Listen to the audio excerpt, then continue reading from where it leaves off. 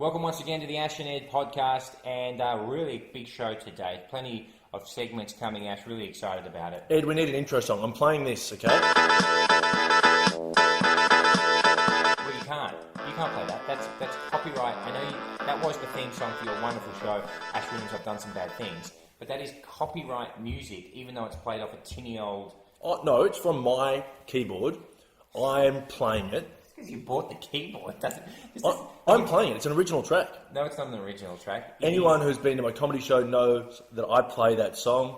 Look, I'll play it again. That's me. That's me playing. I believe that to be Venus.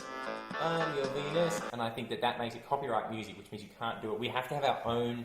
What we could do is have our own recording of that. I disagree. Are you a lawyer? Well, I'm not, no. No. But I'm not either. But I'm the more sensible one. I got a business degree. Damn, well, you got me there. And I did do law. Which bit? The important bit. I did the part where you've got to talk about consideration. Go. What is that? I was never listening, but it's. I just know that my lecturer his name was Sam Cusimano, and he talked about his dog all the time. Yeah, anyway, took away from that degree. That's a good bloke. But anyway, mate, I just think I want to keep playing it. What's your beef? At the end of this podcast, I will debut. If you want that song, I will debut a version of that song that we can play because it will be our own recording. If it's our own recording, that's at least a starting point. It's enough removed that I don't think... Who would own the rights to Venus anyway? Barry Manilow. Look, I don't know, man. I feel like we're being too professional. Do you know what I mean? Like, I think if they wanted... Who's going to sue us? Who's going to sue us? Don't say that. That's how you get sued. Have you ever been accused of being too professional? What about the time when you got a few people fired at the Australian Open? Can you tell that story? That's one of my favourites. It's a bit of fun. It was my first warning. And I was doing a Saturday morning shift from 9 a.m. till 12. The highest rating shift on radio. And it was quiet and nothing was going on. Where were you? I was at the Australian Open. And so you're on air, so it's like you're on air and you're playing songs and chatting in between. Yep. And you're at the Australian, you're actually there. I was at the Australian Open and I was bored and I wanted to interview someone who has a story. And so I said to this, who's like a nice Indian boy who was making the sandwiches for a beep that too. And I said, mate, you want to come over for an interview on the radio? He said, no. Oh. I said, come on, mate. Yeah, he said, no. What could go wrong? Yeah. I said, listen, it will be fun. Of course it will. Come on over. Yeah. Here's your mic. Oh. So I grabbed him by the arm and pulled him over. And he said, I still don't know. I said, trust me, you're going to be a star. I'll make you a star. Yeah. And I said, all right. And then the song finished. I said, all right, we're live here. You were live. You didn't even pre-record it. No, definitely not pre-recorded. Actually, no. We did pre-record it. Ed. Thank you for jogging my memory. Yeah, so we're in the song. I said, let's pre-record this. Let's drop some gold. Here we go. Blah, blah, blah. Mate, so what did you do at the Australian Open? He said, mate, I'm in charge of the sandwiches. Ah. I said, beautiful. I had one before. They're delicious. He said, They are delicious. Yeah. I said, listen, when no one's looking, do you take a sandwich?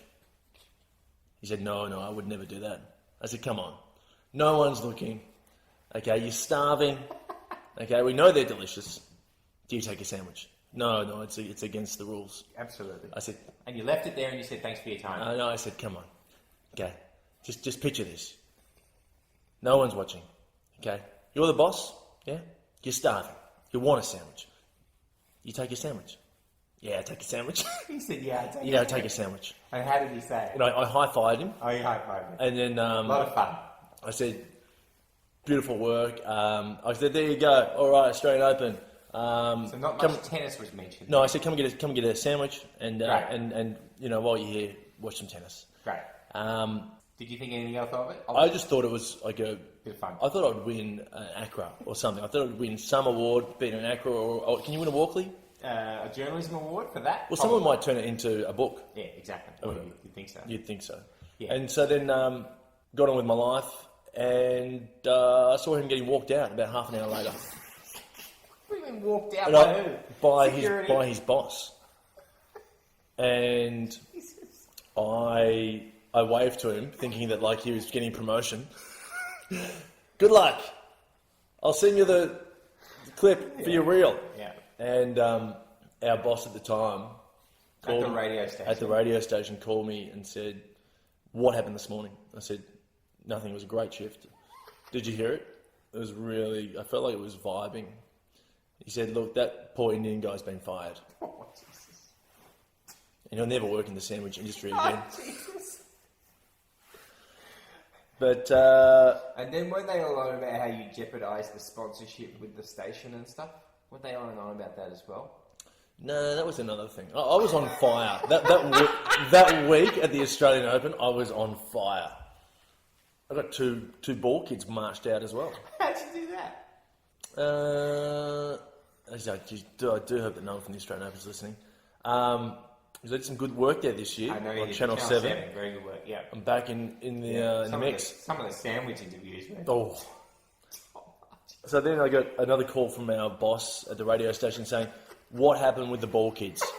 And I said, "What do you mean?" He said, "You interviewed 2 ball kids this morning, yeah?" And I said, Yeah, it was Tony and like Nicholas. Yeah, they were amazing. I said, "No, look, okay." And I'll tell you what happened, Ed. Is this too much? To talk? Yeah. It might be. Okay. What do you think? You know the story, I don't you? can't remember it. This is Look, one I will say it, and Okay. we don't have time, do we? Well, we've only got 18 minutes left. Oh, fuck. I'll do it really quick. Okay. Basically, 2 ball kids. I said, "You guys are ball kids. Your name's Nicholas. Your name's Tony." Yeah. I said, "Do people call you Fat Tony?" Oh, man. And he said no. But I said, "Oh, cool. So you're not in the mafia?" Oh, He said, "No, okay. but I carry a knife on me." Okay. And I said, "All right, Fat Tony with a knife." And then, all Fat right. Tony was the Simpsons character. Okay, That's Fat what Tony you with a go. knife. Here's some more Pitbull. You're on, and then they both got marched out Oh, why did the other guy get marched out? because he was a complicit. He doesn't have a knife. No, but he was like Fat Tony's lucky. And the parents of Fat Tony and Nicholas went to the radio station and said that they were going to Today Tonight. Oh, And then I was talking to the boss of my boss, and he said, "Look, this is bad." yeah. And I said, "Is it?" And he said, "Look, on a slow news day, you're going to be on Today Tonight." And I just remember going to bed that night thinking, I really hope it's not a slow news day, or I could be on Today Tonight. But look, 2 warnings. 2 warnings, and I left it on 2 warnings. I couldn't live my life on 2 warnings. I couldn't do anything. What else we got, mate? Well, we got that. That's what we got. We're going to actually, before the end of the pod, we're going to preview our brand new theme song, and then also we're going to do. We've actually been lucky enough to have new shows on the Ash and Ed Podcast Network. We've got a couple of previews for those new shows, which are joining us as well. I've heard they're good. They're actually really, really good. Happy to have them on board. Yeah, really good. So we've actually got almost time for that. Just a quick update on Cathy. She's the woman, of course, we've been sending pictures of Ash's feet to. She's been trying to get him to do it for 4 years, and we've now sent her a question saying, "Cathy, you in the mood for a new foot pic?" And Ed, she hasn't responded, Yeah. which is strange. I'm actually going to write, "Cathy, you're there." She's office. No, I'm going to go, "Cathy, where are you? Yeah. Cathy, where Are ya? are you?" There you go. God, where are you at when the internet pervs aren't responding to you? It's been a day. I don't like this. I don't like where this is going. Where's Cathy? There's a book I'd like to recommend. Yep. It's about multi-orientation relationships. Multi-orientation. I was driving to work and it was on Radio National at like 4:30 in the morning, and it was talking about people who are multi-orientational relationships. What is that? Well, remember when you went on that beautiful date that evening with that girl that said that she was bisexual? Yeah. And that she loves threesomes? Yeah. Yeah, it would be as if you stayed in a relationship with her and she maintained the stuff going with the ladies while she was with you as well. Well, that's all right. That's what I thought you'd say. So that's called multi-orientational relationships. Any word from her? No, I haven't written back since she said it's warm. But surely there's a better name than multi-orientational relationships. Just call it fucking multi. You bi? Straight? Multi. You in a relationship? Yeah, multi. I'm on a multi-bet. Yeah. Bit of fun. Bit of shout out to anyone who's going to Splendor in the Grass who's multi. Is that? Oh yeah. That's coming up, isn't it? Yeah. I've got a girl on Instagram Here we go. that I've never met who inboxed me on Sunday night, Ed, Give it to me. and she said, "Are you coming to Splendor in the Grass?" Oh. Listen to this. Never met her. And What interaction have we had apart from that? Like, have you gone through and done what you call a light stalk? I follow her. Okay. Here she is. Okay, give it to me. So look at this, right? That's 10 messages. That's Cathy stuff. So this is weird, right? Never met her. Okay. Great. Can't wait for a title party. I think that's to be titty party. I don't know. No, title party. Sorry. Is that a music lingo? I have no idea. At Splendor. I said, when's Splendor? She goes, do you know he's a part owner. Maybe he can get you involved on the payroll. Oh. All right. No, I don't know. She goes, builders. I said, all right. I'm like, I don't know what she thinks I do. I'm not a builder. And then I go, all right, tempting. Haha. She goes, I'll ring see if you can do a comedy gig. Oh. Right? I said, yes, sweet. She's trying to help, man. Do you know she's coming? I said, do I know her? Channel 9 reporter. Yeah. Get a fight. It's spelled. She means flight. Yeah. Roll with us. Oh, I said, right, she must be Brisbane. Yep. Okay, anyway, get to the point where you start saying... No, that's it. And then she said, I saw you on TV yesterday with Ida. That's where it finished. Yeah, but let's talk about your light stalking. What's a light stalk? Remember you said you've got a technique to make you stand out from all the other pervs that just go through liking photos on Instagram? Oh, that's old. I don't do that anymore. It's just like, and I don't want to tell, fuck it, I'll just tell you. Anyone who listens to this podcast is family. So it's the old one of like, don't like the picture that everyone else is liking, like a picture that no one else is liking. Right. And do it at off-peak periods. What are the off-peak periods? 2 a.m. So set your alarm.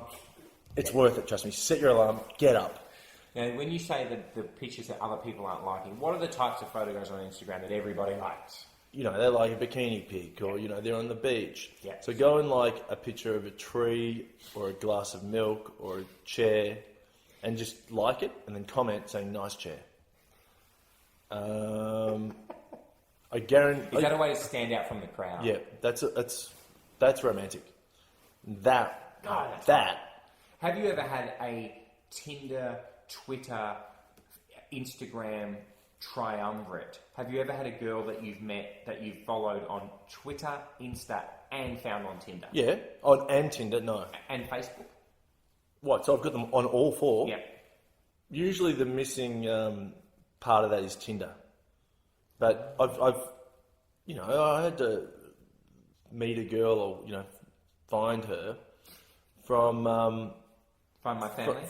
It's like Find My Family. Aunt Doe's there. Jumps out of my laptop. And then, I followed her on Twitter. And then it took me 6 months and I got a date 18 months later. Wow. That's effort. Yeah, we're friends. No, we are. She wrote to me yesterday. How much of your day is spent with girls writing to you? Oh, mate. How's the inbox? This is bad because then people who listen to so this... let's say This is why it's hard to meet girls, I'm telling you. Podcast? No. People think I hook up with a lot of girls. You don't. I don't. Ash does not hook up with many girls. Seriously, girls think Yeah. that I am not true. like a prostitute. No. And it's not even close. We are here to tell you he's looking for love. Exactly. And they think because I'm open with my stories... Yeah. That they think I've got like not even. a harem of women. No, he's working. Most days he's business. Of absolutely business. Hashtag Ringwood Mazda, by the way. I haven't mentioned them in a while. Oh, what about... you mean your personal sponsor Ringwood Mazda? Yeah, they are. I need to say at this point that in no way do I support hashtag Ringwood Mazda. In no way does Ed Cavalier support hashtag Ringwood Mazda. They are not my personal sponsor, and in no way do I even vaguely endorse them. If I had to say anything, I vehemently disendorse Hang on. hashtag Ringwood Mazda. Stop it. That's too far. You'll get yourself... I'll get my lawyers onto you. That's bloody... What do you call it? Sacrilege. Is that a lawyer term? Just to reiterate... But hang on, can I ask you this? You drive a Mazda CX-5, do you not? No. My wife does. That we paid for. Full price. Exactly. That's how much you love Ringwood Mazda. No. I do not endorse hashtag Ringwood Mazda. Can I say this? If I get some T-shirts printed that says hashtag Ringwood Mazda, will you wear one? No. Okay, now listen, this is for anyone listening to the podcast. If I get some T-shirts made that say hashtag Ringwood Mazda, with the actual word hashtag, will you wear them? You don't need to buy them, I don't think. We'll just see there's demand, as in business, demand and supply. What's on the other side of it? On the back? What about a picture of your foot, the sole of your foot? That's it. That's good. That's what our t-shirts are. And then maybe just the Ash and Ed podcast on the bottom Great, and I need an asterisk. that says you don't endorse. Yeah. Ed does not endorse Ringwood Mazda. In no way. In no way. Yeah. I'll tell you what though, it was fun before, Ed. I was following you. We were in a convoy of Mazda CX-5s. Two Mazda CX-5s. I was thinking, this is like a commercial. Well, I felt like we needed to have signage on our cars. I'm glad you brought this up, because my wife's driven a sign-written car for a long time. Yeah. And people often say to me, I saw your wife, and I go, what do you mean? I saw her car, and her picture was on the back. And I said, yeah, it might be her sister, who looks a lot like her, or her mum who looks like her. And they say, yeah. And I thought to myself, who used to drive a sign-written car? Kevin from the Wonder Years.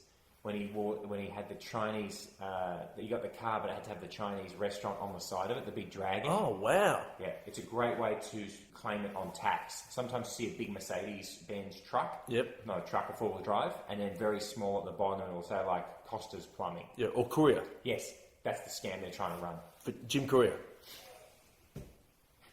Jim Courier's in that car. Jim Courier's in that car.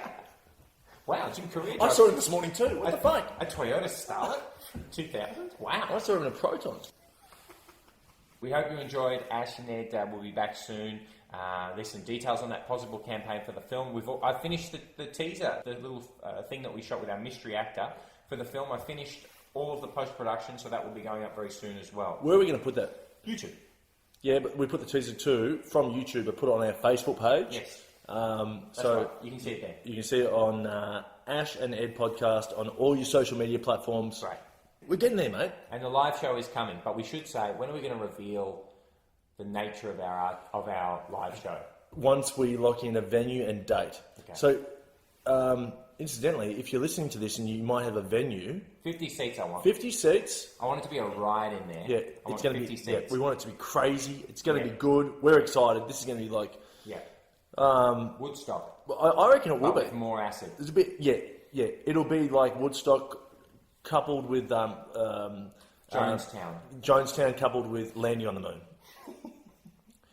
So you get those Woodstock, Jonestown, and Landing on the Moon. Landing on the Moon. And It's a Knockout. And the It's first a Knockout. series, not the remake with H.G. Nelson, the first with series. was it Johnny Billy J. Smith. Billy J. Smith, that's right. Yeah. Victoria was so bad in It's a Knockout, I just start my weekend with a bloody loss. Do you know why? Because South Australia always did the same thing. They always had amateur firemen, and as soon as they said, and from South Australia, it was the amateur firemen, you go, well, we're fucked. Because I want to go for Queensland, obviously. And we're like, well, we're fucked. We're firemen. We had school teachers, they had firemen. And these ripped buff firemen in I think South Australia was yellow. Yeah. And they just... I reckon South Australia was red. Wouldn't it Queensland been red? Yeah, well, Victoria was blue. Well, Victoria was one shade of blue, New South Wales was another Yeah, shade they of were blue. light blue, yeah. I believe them to have been... Queensland to have been red. Yeah. I might be wrong. And who yellow? I think South Australia was yellow. Jeez. Either way, it was always just ripped firemen. Yeah. And then school teachers getting their fucking ass kicked. Well, Victoria was an embarrassment. Yeah, Victoria. What's WA? I think they were pretty good. I I reckon they were yellow. They might have been yellow. We'll look it up. Yeah. Hey, if you know, tweet us. Tweet us the picture of It's a Knockout, and we'll send you the first hashtag Ringwood Mazda t-shirt. We're going to get out of here. Do we? So please stay tuned right now for the debut of the legally approved new theme song for the Ash and Ed podcast, as sung by the wonderful Oliver Clark. Yeah,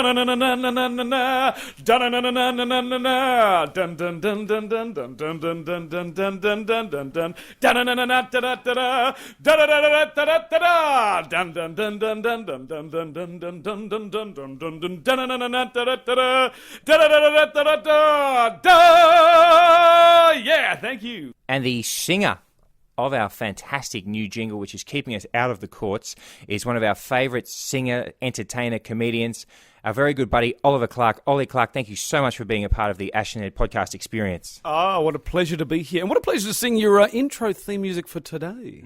Also, we do need you to say that officially that you are not requesting a fee. No, I am officially not requesting a fee for today's concert. Can I ask... Get out of here! Do you endorse the podcast? Not wholeheartedly. Okay, stay tuned now for some special previews of the other shows which are now on the Ash and Ed Podcast Network, which are coming soon. Coming soon to the Ash and Ed Podcast Network. It's comedy from Dickhead and the Flog. Hey, g'day Flog, how you going? Yeah, good dickhead, mate. What do you fucking know? Not much. You Yeah, fuck, anyway, you can see us for the NRL footy show. We were doing it, yeah. Stay tuned for a brand new show on the Ash and Ed Podcast Network. It's Gary Dennis, Late Night with Gary Dennis. Politics, immigration, and greyhound racing results. You're listening to Gary Dennis, Late Nights on the Ash and Ed Podcast Network. First things first, immigration. Who should be booted out? Well, no, I'm just getting something in my ear. We've got to cross live for a greyhound racing results.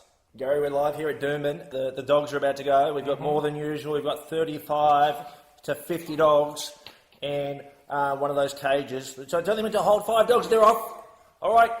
Cross back, Gary, for a result. It's a 2K race, so it's going to be a while. Thank you so much.